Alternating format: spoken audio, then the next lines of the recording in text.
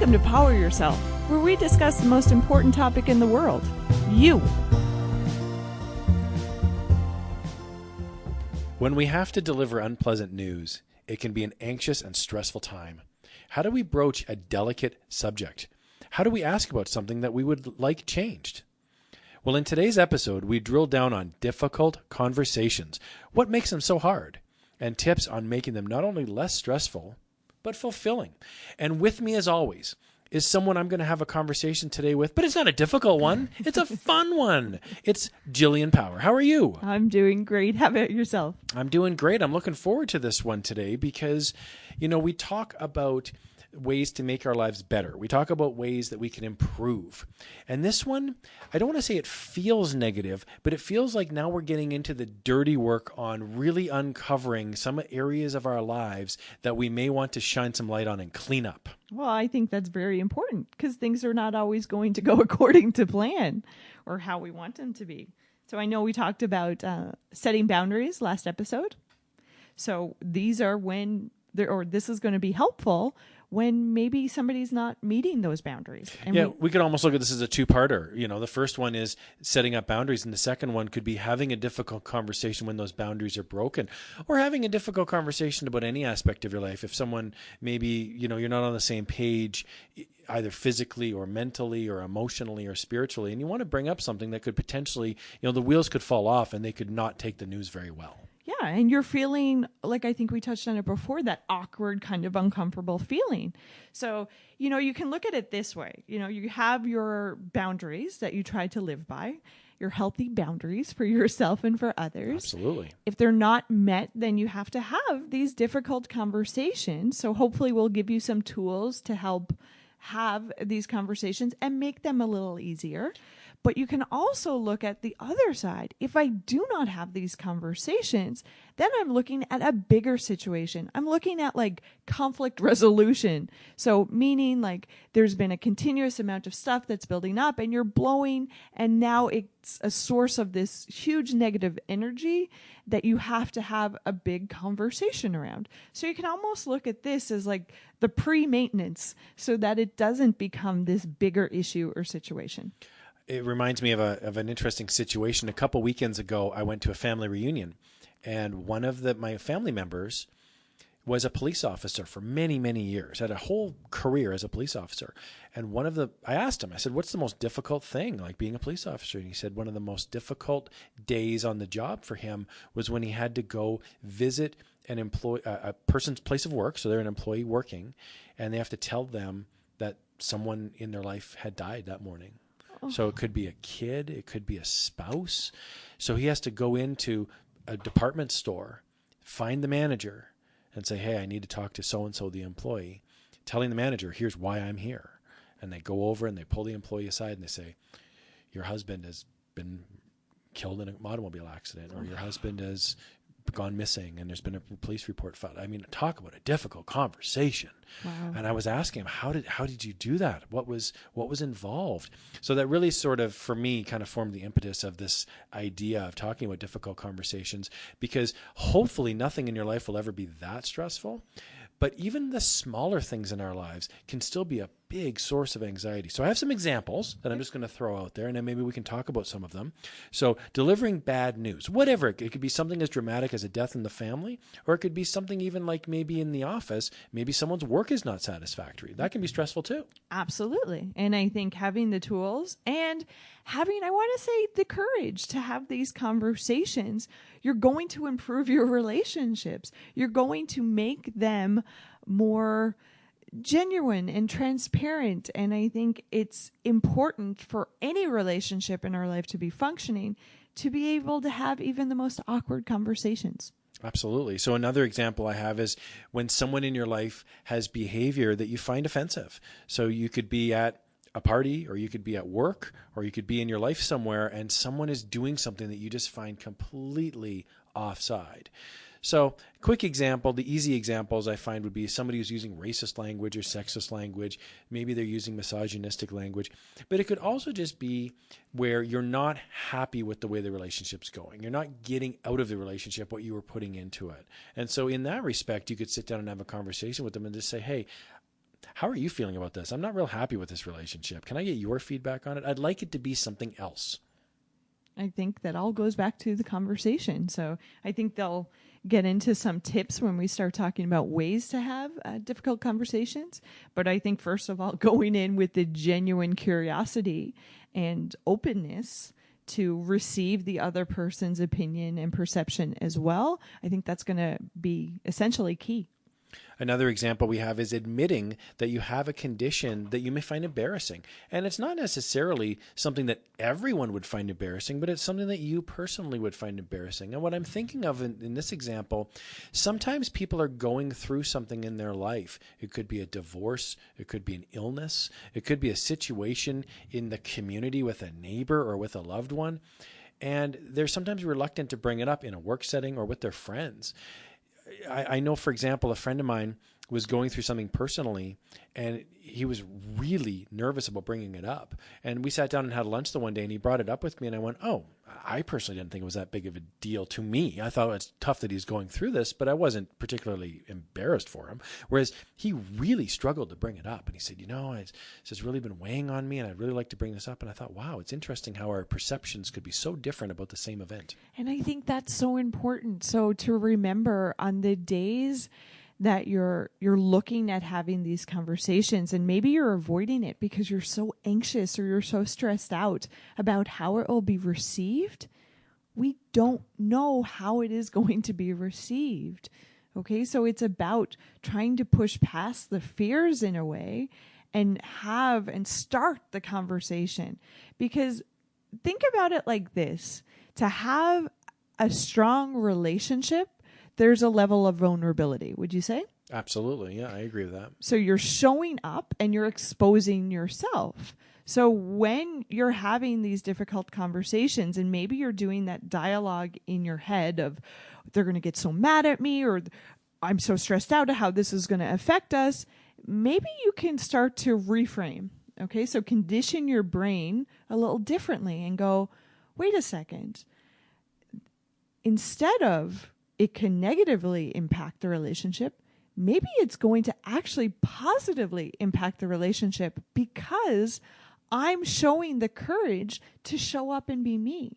I'm sharing my emotions and my situations with that other person so that we can have an authentic bond, as opposed to being in a relationship and never really sharing your true self. I always find that so sad.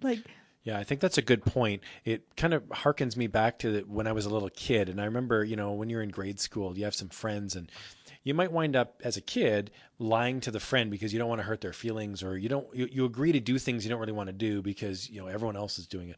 And I remember my mom telling me, if you have to work that hard, maybe they're not really your friends. Oh, and it was such great advice to be given right? so young. Of course, I'm in grade 5. I have better things to do than listen to my mother, right? But I'm thinking about that now as an adult, and you're absolutely right. If you're avoiding friends, if you're avoiding relationships because of the difficultness of the conversation, it may be time to look at that relationship and ask yourself, is this really a friendship, or is this really a relationship? And then the answer might be unpleasant, but it might be the truth. And sometimes relationships meet their timeline. Like sometimes I feel people are in our life, they serve a purpose, they allow growth, and maybe that doesn't mean that we're together as friends until we're 96 years old sitting on the bench kind of having a conversation. But I think the important thing is to realize sometimes we can convince ourselves before even giving that person the opportunity. So I think staying open, when we hear that negative dialogue, wait a second, let's not anticipate their reaction. Let's give people the benefit of their doubt and show that genuine vulnerability of showing up and being your authentic self. And maybe that situation's going to surprise you. So trying not to think of the worst possible outcome, maybe being that this is something that can catapult us to the next level of friendship. I completely agree. Another example we have of a difficult conversation would be for us to be the prompt in the conversation, for us to admit that we've made a mistake or that we've made a bad decision. That can be tough too. So it's not so much finding that the other person has done something wrong, but us coming forward and actually confessing and saying, we screwed up, we made a mistake. Well, I think sometimes that has a lot to do with ego, if I could say, like the fact that, you know, we don't really want to broadcast where we failed, or I feel that's how our society is displayed right now. And I would definitely fight against that, because for me, I feel it is about saying when we've made a mistake and setting that tone and setting that transparency. I feel then other people can then and only then realize that it's not just them feeling defeated, or it's not just them making the mistake, that it's a human experience to go through those mistakes, and through mistakes we find the better versions of ourselves and why things are important. So I think being honest about failing in a certain situation or making the wrong choice, wow, that can be such a powerful conversation for somebody that you don't even know how powerful it could be. It's interesting. You know, I can kind of lump my friends and my family and people that I know in the world, coworkers, whoever it may be, and kind of lump them into two camps. And there's one that come to mind where they use the language where they say something about getting into trouble. Oh, I'm worried about getting into trouble. I might get into trouble. And I have a whole nother group that just never enters their mind. They never use that language ever. It just never comes up. So in the context of having a difficult conversation, some of us listening to the podcast today might think, well, if I admit that I made a mistake, I might get into trouble. But there's a whole nother subset of people out there that just doesn't even enter their mind. They go, I welcome the trouble. I welcome the truth. And I would rather go through that uncomfortableness to get to a better place rather than avoiding, quote unquote, getting into trouble. And it's being genuine with our experiences. I felt that's a whole, oh my God, I want to go there so bad. Like it's that transparency and genuineness of, hey man, I'm not perfect. You know, nobody is. Let's be real about that. Let's talk about the 16 times that we've tried to do something before we actually did the perfect, you know, experience or the perfect outcome. Before we got that, how many times we tried before just to be transparent and show each other the kind of pat on the shoulder or the, hey, don't give up. Stuff's hard, and sometimes we fail. So yeah, like being genuine or compassionate with each other to be our authentic selves and say how hard it was to get there and be real. I feel that can be a very powerful thing. There's a common thread I'm finding through many of these examples, and it's the discomfort. It's the uncomfortableness of the conversation, or the uncomfortableness in life. So you could be, you know, physically uncomfortable if you're training for a marathon, or mentally uncomfortable if you're having a difficult conversation. And I'm noticing a trend that you tend to not shy away from the discomfort. We had a whole episode where we talked a little bit about learning and about what it means to fail. And you don't seem particularly afraid of that. It doesn't necessarily bother you. You don't even see it really as a negative in many ways. You just go, well, it's just an opportunity to learn. And I might fail 50 times, but that's 50 lessons to then succeed on the 51st try. So I find it funny when we talk about difficult conversations, because you don't strike me as the type of person who shies away from the uncomfortableness of having that conversation. For me, I get excited. Like, honestly, I feel so honored, and it's like I'm choking up here, but I feel very honored when people show up and they're their authentic selves, even though I might not agree. Like, oh my God, we're all different. Absolutely. We're totally different people. I'm going to have my sets of values or my experiences that made me who I am. And you have your whole different, you know, adventure that came to be, Karl. So we're going to differ. But I feel so honored and so gifted and blessed when people show up and show me their genuine self, and they're raw and maybe emotional or sad, and they're just, you know what, Jill, this is how it is for me. I'm going through this. This is why I'm having this reaction. And we can have that juicy substance conversation. And I promise you, anytime I've ever had that with a friend, it's made such a tremendous impact on the bond that you share, because you're being real. And I never shy away, because I think it's an opportunity to have a better relationship. Yeah, there's an interesting thought experiment that we can run where if you get up one morning, maybe it's a work day, but if you get up in the morning and you just make a mental note throughout the day of the amount of times that we are asked to comply with society throughout our day. You know, you get up, you get dressed, you don't go to work naked. You get up, you get dressed. Of course, you're complying with society. Everyone wants you to wear clothes, right? You get in a car, you drive the speed limit, you stop at a red light, you come into work. You don't tell everybody what you really think if you had a crappy weekend. You go, no, everything's fine, everything's fine. Like, there's just nonstop compliance in our daily lives. And over the course of days and weeks and years, it really conditions a person that we really value comfort and compliance. So that when we step out of that, for any reason, to have a difficult conversation, it can be a real shock to the system. We're not wired necessarily to make it easy. And so that's why I'm glad we're spending time today talking about this. I find that with my friends, my real friends, we disagree all the time. It's very normal that we would disagree about things, and we debate and have great conversations. So I feel like you can kind of live two lives a little bit. You have societal pressures making you comply, but in your real life, your real authentic life with your friends, there's plenty of room for disagreeing and different opinions and learning. Those are actually good things. Opportunity.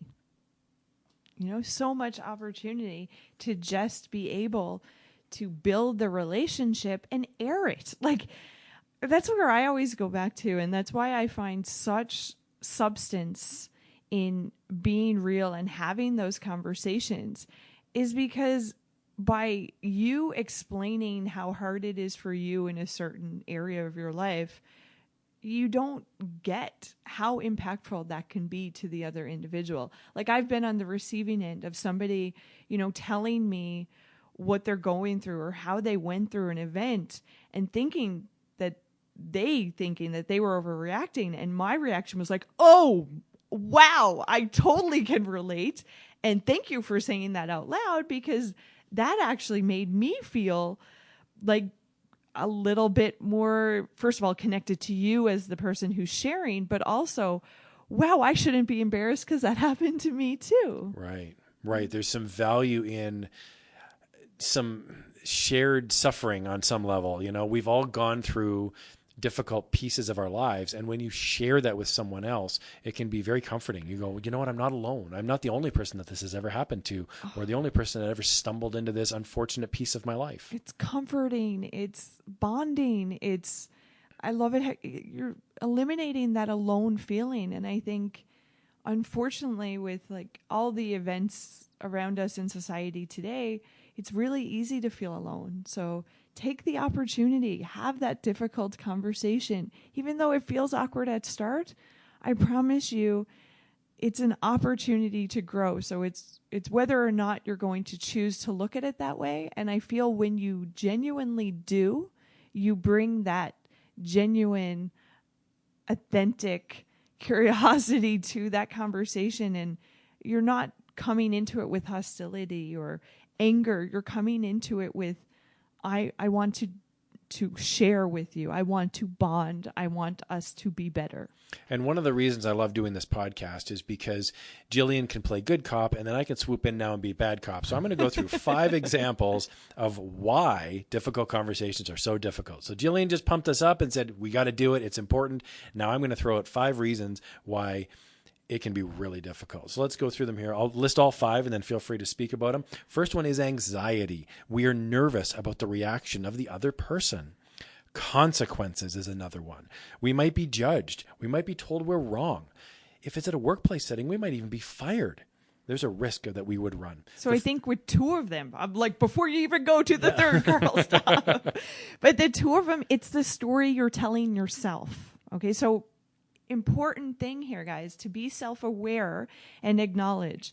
I can 100% sympathize, and I understand anxiety so much. Like, some days you feel like you're losing. You honestly do. I sure we will spend a whole podcast on ways to get through, because I definitely have to amp up my self-care on those days. But regardless, knowing that that anxiety piece and the consequence piece, that's the story you're telling yourself. So you're choosing to use that dialogue in your head, and that's going to increase your anxiety.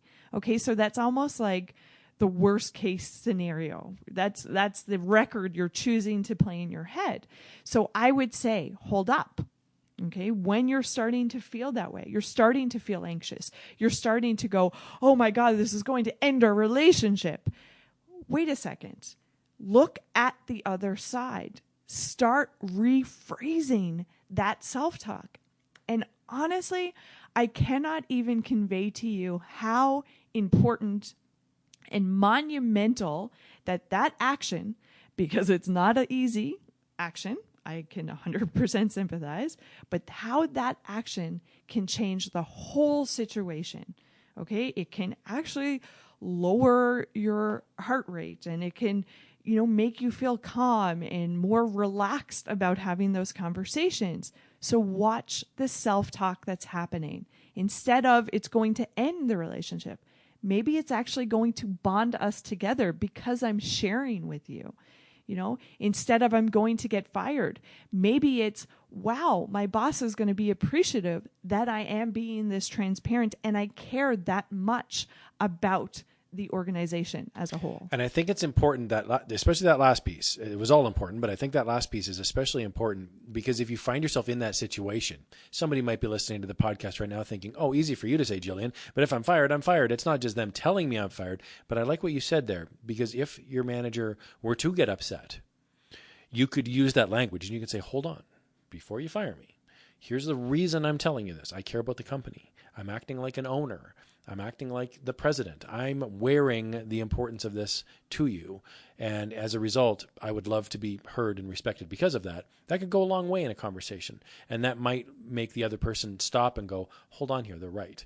I need to really consider what I'm doing here. I can't just react poorly to it. And I think that's a powerful thing to really say, Karl, because I find when people I don't want to say overreact, but when they react strongly, let's say, there's something behind it. So if somebody is meeting you with aggression, or if they're meeting you with some kind of volatile reaction, something's there. Okay, and maybe it's because it's a strong value with them, or maybe they're misunderstanding, or maybe they're going through something.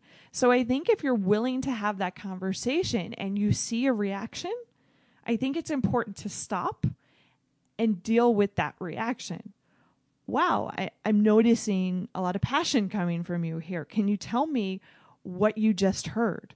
Because sometimes, guys, it goes back to mind reading. Sometimes in our head, we think that they know what we're saying, but sometimes they don't. They don't get it. So getting the person to rephrase it back to you, that can be a huge factor in actually making sure that you're communicating effectively. Yeah, it reminds me of a funny story. Years ago, when I was working for a company years and years ago, we had a boss, and he was a younger guy, and he was a really charismatic guy. And he pulled one of our coworkers into his office, and he basically told him that there was a piece of his job that wasn't good enough. And so the coworker came out, and he was understandably upset. He's just been told that his performance isn't what he wants it to be. And the boss was very detailed about what he wanted changed. And then the boss came out afterwards and acted like there was nothing wrong. Like he just continued on with his day. So I talked to my boss at the end of the day and I said, can I ask, you had the difficult conversation. Weren't you worried that this person would hate you or judge you? And he said, no, he'll get over it. And it was just instantly dismissed it as if to say, I told him the truth. He'll get over it. And we'll deal with the issue. We're not going to deal with the person. We're not going to let it label the person. He has a chance to change his behavior. Oh. He has a chance to get better. So I'm not going to hold it over him. I've established what the problem was. He agreed, and we're working to resolve it. We are working to resolve it. It wasn't me versus him. It was the two of us working against the issue. I thought it was so succinctly put and so quickly put, and it was so not dramatic. It was a real life-changing moment for me. I remember looking at him thinking, wow, this young, charismatic manager There's a reason he was manager. He just walked in and he owned the situation and said, it's you and me versus the problem. It's not you versus me. And see that right there, that's the leaders I want to be around. I want to surround myself with those types of managers. How powerful that little phrase. And you're talking about it years later. Mm-hmm. So look at how impactful that attitude of his was back in the 1960s. Way back. It was 1920s. No, it was many, many years ago. And it was interesting because he only ever talked about the issue. He never talked about the person. So I like the idea of having a difficult conversation and saying, look, I'm not judging you. I'm not saying you're the problem. I'm saying this issue is the problem. Let's deal with you and me. Let's deal with the issue together. I think it means a lot that you and I hold hands and approach the issue together rather than you across the table from me. There's a big mental picture that I have where you come around the other side of the table where you stand next to me and we approach the issue together. But you just nailed it. It is. That's exactly what it is. You're not saying you're wrong. You're wrong as a human being. You're saying this is the thing I don't like. This action, this behavior, this result. Let's brainstorm. Let's put ourselves aside from that issue and actually talk about ways to fix it. It's not saying somebody's evil or somebody's bad or somebody's, a failure or a loser. It's saying, this is just the behavior I don't like. Let's have a conversation. Let's fix it together. I think any difficult conversation that you go into with that collaborative approach, being like it's me and you versus that problem, there is no way you're walking out the door feeling judged and unheard. Exactly. So the third, we've got 5 that we'll go through. The first one's anxiety, which we covered. Anxiety, we're nervous about the reaction of the other person, and we're anxious about the consequences, which was the second one. We might be judged or told we're wrong. We might even be fired. We covered those. The third one is hurt feelings. We're nervous the other person may be devastated. And that's kind of where I was going with that story with my younger manager there, is he knew, yes, without a doubt, this person was going to have his feelings hurt. But he allowed the person to work through it. He gave them the space and the respect and said, I get it. You're totally allowed to have hurt feelings if you want to have hurt feelings or not, but that's something you own. It's not something I own. And it was very liberating that he stuck to the issue and not the person. I think that's a powerful thing that we can do. And I think that it has to do a little bit about self-awareness too. So that manager would have had to reflect and separate the person from that action, okay, or the action, I should say, from the person, and then bring that to the conversation so that the person's not feeling attacked and they're not feeling like they're wrong as a whole, they're a bad person. It's just that isolated incident or behavior or situation, and really bringing that awareness to it. So sometimes I think we can have a reaction to a behavior from somebody close to us. And I think before we can even have these conversations, that's where we have to be self-aware. So we have to understand what it hit with us. So what chord it hit, why we're anxious, why we're feeling awkward, disrespected, whatever it is, and understanding that piece for ourselves. So that manager would have reflected and then been able to get to the point where he's separating the incident from the individual. So that's probably indicating to you when you're ready to have that conversation. You're not like, this person's evil. You're like, I don't like the way you're treating me in this way. So I think that's an important piece as well. Exactly. Yep. Now, the fourth one we want to cover is sort of pivoting a little bit here, where we talk about blaming the messenger. We might be nervous about blaming the messenger. So even if you're just reporting the events and you had nothing to do with the situation, you might be blamed and lose a friend or a loved one. And I have an example. I have a thought experiment that our listeners can do right now. So in your mind, picture your best friend in the whole world. And now you're out for dinner and you see your best friend across the room. And the best friend is having a romantic dinner, but it's not the best friend's spouse. It's someone else. And you see them kiss, and you see them pick up the check, and you see them hug, and they walk out the door together, and you're thinking, oh my goodness. So the thought experiment is, do you tell the best friend's wife or husband? Do you tell the best friend's spouse and say, I saw this with my own eyes. He's or she is cheating on you. It's an interesting thought experiment. Would you say anything or would you not say anything? Now, everyone's got their own answer, so we're not here to say what we would do, but it's something to think about. Imagine if you did tell the spouse and you said, hey, I've got some bad news. Now, it has nothing to do with you. You were out having a hamburger minding your own business. And the next thing you know, you're spying on your best friend, cheating on the spouse. This is a real life example. It happens to people. They're put in this situation for real. It happens in the real world. What would you do? So it's an interesting thought experiment. But if you're going to have that difficult conversation with someone, you might be blamed. They might turn their vitriol on you and say, well, for some reason, you're to blame for this. And how dare you bring this up? And I never want to see you again. They might just lash out at you. I have to say, like, my mouth, you guys cannot see, my mouth is dropped right now. We don't discuss to any extent what we're going to talk about. So I am completely like, what would I do? I'm totally like racking my head. Wow.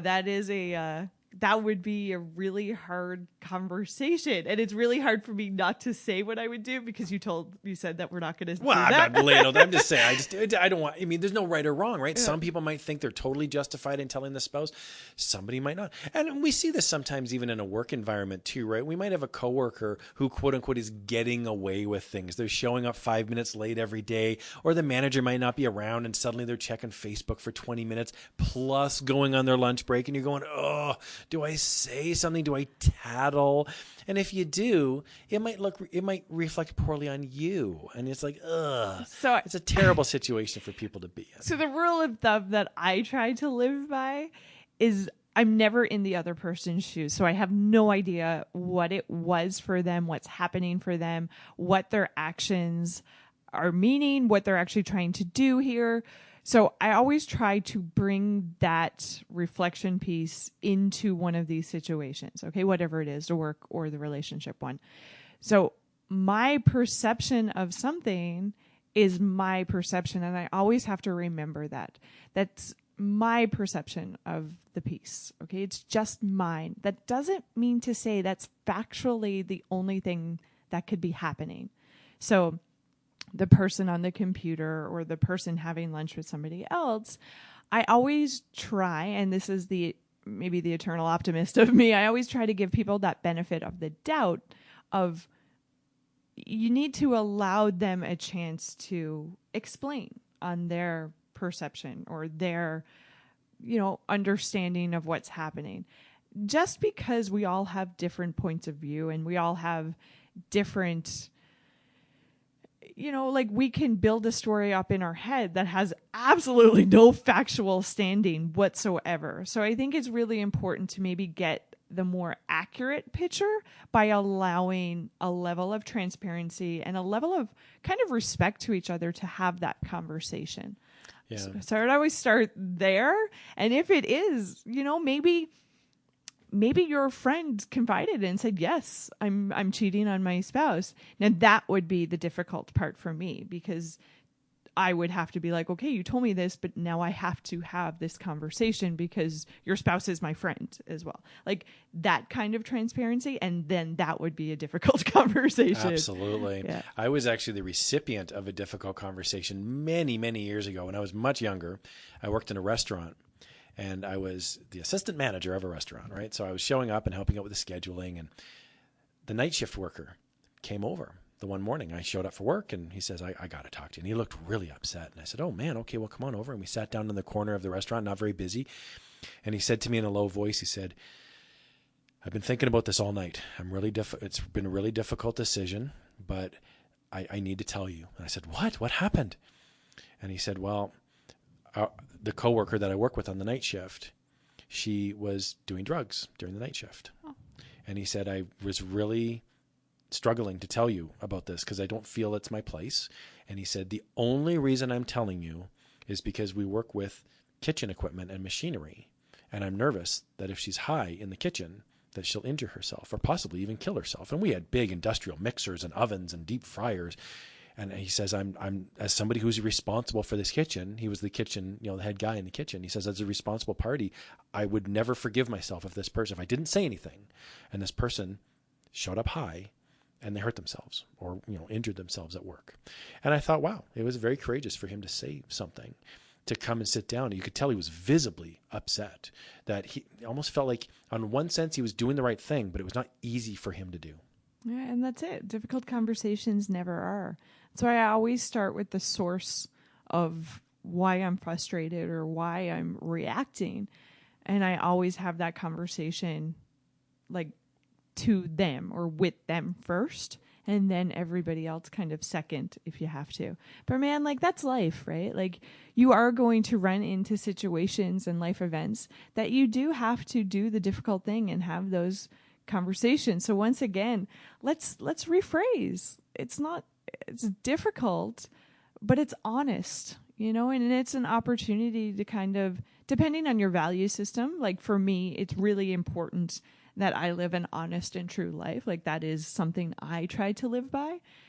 And so that difficult conversation, it's not as difficult as it used to be. I can remember when I first started, it was crippling. Sure. It was like going like, bleh, like you're probably green, shaking, sweats. And still sometimes today you still have that. But I find the more I do it, the less awkward and difficult it is for me, because I know my reaction. I know I'm going to catastrophize the situation. And then it's like, okay, Jill, simmer it down, watch your self-talk, rephrase. It's an opportunity to share, to be transparent, to build the relationship. So I know that's a piece that happens for me right away. So that piece I'm so good with, shutting it down and rephrasing. And then it's the physical act of sitting down with the individual. So I think the piece that I try to do is make sure the environment is opened. And by that, I mean a safe, transparent environment. So I'm never coming in the door yelling at somebody or, getting so angry at them, because just like all of these examples, Karl, that you gave us, it's a perception of the situation. So we have to allow the opportunity for the other person to give us their perception as well. That's well said. The last risk that we're going to talk about is that the difficult conversation that we have winds up making the situation worse. So a quick example would be, I've been friends with this person for years, but boy, I've never really been honest about some of the things that I've been stressed about. And so I'm going to have that difficult conversation. So I wind up sitting down one day with them and I say, you know what? There's a couple things going on here I'm not happy about in the relationship. And much to my surprise, that person freaks out. They flip out, they get angry, they call me a bunch of names, they storm off, and then they literally never speak to me ever again. So that's the risk that, in a sense, we do run, that we don't have control over that other person. And to that, I would say, if somebody, and guys, we're all, okay, no matter what, place we are in our life or in our awareness kind of journey, we are going to react to some things, and some things we're going to blow up. It's human nature. Sometimes somebody's going to hit an insecurity with us, and our first reaction is to be like, blah, attack. But that's because when we walk away from that, that's up to us to do that as self-awareness piece and look at why we're so affected by those person's words or comments or conversation. That's on us. So for me, in that example that you just gave, Karl, it would be more like, I think it would tell me if I'm able to have a relationship with that individual, if they came back and were able to say, wow, I stormed off. I wasn't mentally in the place to have that conversation. I felt blindsided. So I feel when you show up and you're genuine and I always say vulnerable, because it's about being real to me and who you are and being honest about your experience. I find when you can do that, the relationship for me, it never has a timeline. It never has an endpoint. But sometimes, and I've had people in my past that I've had to not necessarily continue a daily relationship with, or even a really friendly relationship with, because they ran their course. And that's sometimes because I felt maybe an emotional maturity wasn't there anymore, or maybe I was just at a different phase in my life. That I expect that from individuals. I expect my friends to show up and be transparent and real and vulnerable. And if you can't do that, then maybe we're just not a great fit right now. It's not saying anybody's evil or wrong. maybe it's just not a fit anymore. Well, and that's a really good point you bring up too, that the idea that if we were to look, and I'll just pick friends, for example, but it could be family, it could be a spouse, it could be anyone in your life, but I'll just use friends, for example. You might have 30 friends in your life. The idea that they've been your friends for a long period of time doesn't necessarily mean that they always need to be your friends. And it's kind of scary to even think about that concept. I know sometimes we go, man, this person's been my friend since grade 3. And what do you mean? You're telling me I don't have to be their friend? But the answer really is you don't have to be their friend. That there's nothing keeping you friends except your mutual want to be friends with that person. So it's almost like if it was like a job, it would almost be like every morning you kind of reapply for the same job every morning. And you do that kind of with the friendship. It's like, well, I'm friends with this person because I want to be. I'm not friends with them because I have to be. I'm just using that because it's a voluntary relationship. Now, there's some involuntary relationships, short term. You could have a job, or you could even be in a relationship, a romantic relationship, where you're going, well, I can't just leave in the middle of the night. That's not fair to the universe, and you might have obligations there. But long term, really the only person at the end of the day you're ever really accountable for is you. You have to own your actions. And that's not to say there are no consequences, but you have to be willing to live with those consequences. Yeah, I definitely feel with ourselves, there are big consequences, Sure. Whether or not we're going to stand up for our values or what we believe in and stuff like that. So I feel, you can look at, you have to be tied to everybody that you've ever had a connection with, or I always go back to meaningful relationships or relationships that I want in my life. It's about setting up, going back to the earlier podcast about those healthy boundaries. And now we're talking about those difficult conversations. So we're talking about having that genuine care. And I think that's the piece here that I want to try to reframe, is having that genuine care for the relationship or for the individual. And that's why I'm having this conversation, because I care. I care enough about our relationship that I need to show up. First of all, set a pleasant, a positive kind of tone. Make sure I'm bringing my own self-awareness to this and I'm not doing the blame game. It's all you. You made me this way. I'm understanding what I'm bringing to this argument or maybe this difficult situation. And being able to stay open, having that genuine, stating our perceptions, like we said, of the situation, bringing that genuine curiosity to each other's perspective. Okay, you reacted to that. Why? What is that bringing up with you? That genuine level of seeking to understand, that can help those relationships build and get stronger. So I think those are the things for difficult relationships that I try to reframe in my head.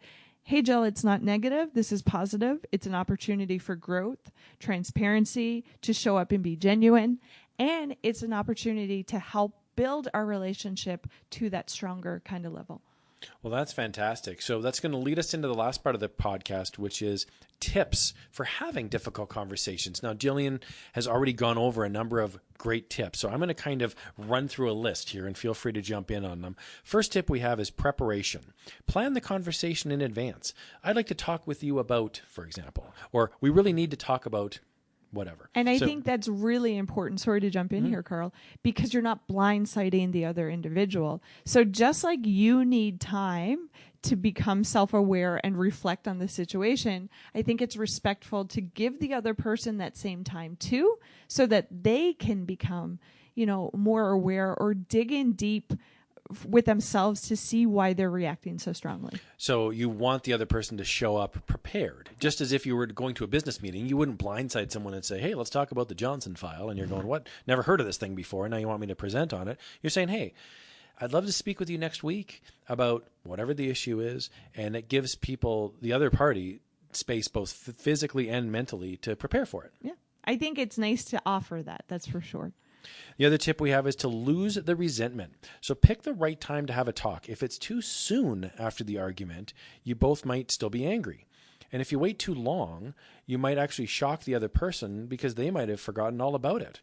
So you want to try to pick your point where you're going to discuss a challenging issue rationally as soon as it comes up, but within a reasonable time frame. Yeah, so it's leaving that reactionary state. So if you feel like you're going to rip somebody's head off or come in and flip a table, you might want to extend that timeline a little bit longer. When you're, like we talked about that manager in the earlier bit of this episode, talking about he was able to separate the action from the individual. So I think when you're there, you're ready to have the conversation. And I think it's really important, like you brought up, not to let it go too long, because then you risk going, oh, maybe I overreacted. It's not really that big of a deal. And what happens when 16 of those situations happened that you push down and you've convinced yourself it's not a big deal? You're going to get explosive. You are seriously going to blow a lid. So respect yourself and the individual enough to say, you know what? This is something that's flipping in me. It's worth a conversation so that we have that better understanding. So a rational conversation, yes. Flipping table, no. I love that. Let's talk next here about ground rules. So another tip we have, ground rules. If you're in a relationship, try discussing how to disagree or to fight fair. So talk about fighting before you fight. I think that's so important, especially with, I find romantic relationships, I think that's a really important piece. I also, if you had a long-standing friendship, it's probably something that's come up, definitely. Different phases of your relationships, it might come up quicker. But I think it's a really useful tool to have a conversation about, because we're all different as individuals. And some people feel attacked when maybe somebody's bringing up that, difficult conversation or a behavior that they're not a huge fan of. People can feel attacked. They can feel like, you hate me, you're coming down on me. So I think it's really important to know the person you're talking with and just be aware of maybe the time and space they need, maybe just respecting them, like we said, about giving them that heads up and that, that prep time. Or maybe for them, it's about meeting in a neutral space or something like that.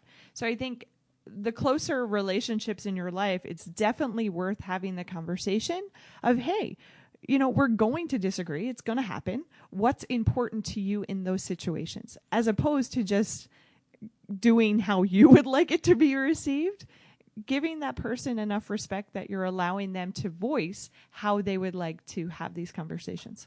So the next tip that we have is sort of related to ground rules, and it's just some examples. So we have, for example, speaking directly and calmly, sticking to facts, avoiding blame, avoiding name calling, avoiding yelling, screaming, put downs, insults, cursing, or emotional threats or physical threats. Remember, these don't work. The other person is likely to leave, shut down, or reverse that attack as well.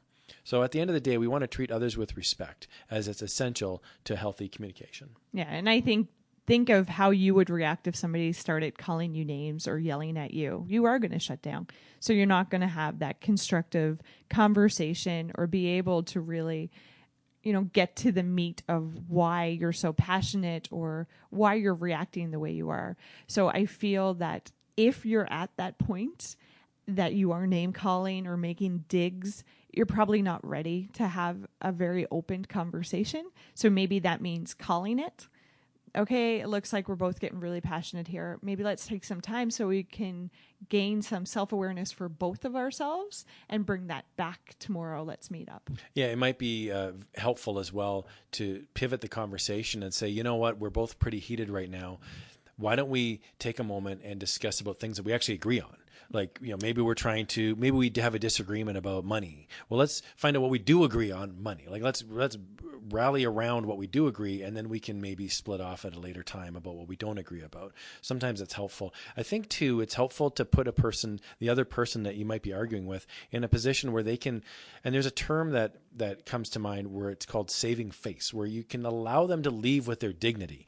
So the idea being that in order for me to win, I must beat you into submission where you lose. And I don't like that. I'd rather we go with win-win. Yeah. And we both leave, both feeling good about it. Hey, and I think about, sometimes we've had difficult conversations at work where we've received feedback that we're not real happy about, but we're glad they told us. You go and say, okay, maybe I need to do a bit better job in this area or that area. And at the end of the day, you want to be able to leave going, okay, I appreciate that, rather than me just acknowledging, yes, you're right, I totally screwed up. That's not a fun position to be in. So the idea of saving face, I think, comes into play as well. And I think it feeds nicely in with sandwiching. Like, have you ever, like that phrase, like you sandwich bad stuff? And, I'm really going to make a clear distinguishing thing here. Sandwiching stuff with real, genuine, tangible stuff. So not just making fluff up. Okay. So if I need to have a difficult conversation and it's getting heated, maybe before you go into that conversation, look at the things you really admire about that individual and bring those in as well, because that can help them not feel attacked. So like I said, genuine. Let's be genuine here, not just random stuff that you just want to try to de-escalate the situation. Think about it. Honestly, put the time and energy in to thinking about those positive traits that the other person has so that they can realize, wait a second, I'm not just being attacked here. This person sees me for the person I am and how great I am and other things. They're just having an honest conversation with me about this behavior. And the reason it's called sandwiching is because we'd start off with a compliment or something that we like. Then we would put in the middle, like the little meat inside the sub sandwich, we'd put in the criticism or the area we'd like changed. And then we would end with something else that they're doing positive as well, so that they can take the bookends of the positivity and inside of it is the criticism that they can work on. And I like your idea about making sure that it's genuine. You're not just making something up. So an example of a poor sandwich would be, hey, I really like your tie. You're an absolutely terrible employee, but hey, at least you show up on time. That'd be That's a perfect example. That would be pretty poor, because at the end of it, you're going, oh, geez, those two compliments didn't seem to be that great. But one that might work would be if you're giving feedback to a peer or to a coworker, you might say, you know what? I really want to cover some things that you're doing really well, and then go through it and say, there's one area I've noticed that we can maybe do a better job here. I'd like to get your feedback on that. Do you agree? And they might go, oh yeah, I agree. I would love some mentoring or some coaching in that area. Wonderful. Let's talk about that. And then you would end it with, I really love your attitude about the way we're able to discuss this. I don't want you to lose that. I don't want you to lose sight of this as we move forward. And that's beautiful, because you're just recognizing, go back to that manager. It was such a good example, Karl. Mm-hmm. It's just that. It's not the person as a whole. It's just an action. Remember that. Make sure that you're going into those conversations, that it's the action and not the person as a whole that you're fighting against here. And the last tip we've got is to take responsibility. So remember, only you can make you feel a certain way. So you'd want to use I statements when you're arguing with someone or when you're having a difficult conversation. You'd want to say things like, I feel. So you want to be clear and be specific about what the other person did that contributed to your reaction. So I love what you said, Jillian, about it. You're not calling the other person evil or a loser. You're saying, hey, I need your help. You and me together, let's work on this issue. Can I get your buy-in? Can I get your acknowledgement that this is a thing? And then we can both work on it together. Yeah, and you're allowing them. So going even back further, saying how it's your perception of a situation. You're getting them, or you're giving them the time and the space to give theirs as well. So that's a really important piece. Allowing both parties the opportunity here to say what it is in their mind, their perception of that situation. So, difficult conversations, obviously they are difficult, but they don't have to be difficult for the same reasons we might be thinking. We can embrace that challenge. We can embrace the difficultness, just like in earlier episodes, we've embraced the idea of failing, or we've embraced the ideas of learning. And I think that's a really cool concept that we can go, you know what, let's lean into this difficulty, because the ultimate investment will pay off down the road. So true. It's awkward at first, guys. I promise. I totally get it. I really, really do. But the more often we do it, the more true, authentic relationships we will have surrounding us. I like the idea as well. One last thought here. I like the idea as well. If you're in a work environment where you work with a manager or you work with a coach or a supervisor, I don't think there's anything wrong with sitting down with them and actually asking them about it. Saying, hey, I noticed, you're the boss. You have the floor full of coworkers here. What's it like when you have to deliver bad news to someone? What goes through your mind? There's nothing wrong with asking people for what their experience is. Doesn't necessarily make it right for you, but it's much like, every golf course in the world is different. Well, every manager is slightly different as well. Every person in the world is slightly different. You can get different perspectives and you can find what works for yourself as well. And I think to do that, like seek people that you respect their behaviors, or, you're talking that manager, like if you're acknowledging or noticing that maybe people are more amped up around them, people feel positive towards them, you hear a lot of positive comments about their type of managing style, don't be afraid, exactly like Karl said, to reach out and have those conversations. Guys, we're here trying to make the world a little bit better, okay? To make it a better place, that means sharing information, being vulnerable with each other, and being transparent about our own journeys. And I think that can help all of us. Well said. Well, we hope you enjoyed today's episode on difficult conversations, and we invite you to check out our archives on our Facebook page. So the Facebook page is called Power Yourself. You can like us and follow us. You can ask a question or even leave a comment. We encourage you to get involved. You can also go into iTunes and you can leave a review. That would mean the world to us. We would love to hear from you. So until next time on the Power Yourself podcast, I'm Karl. I'm Jill. And we'll talk to you next time. Thanks for listening.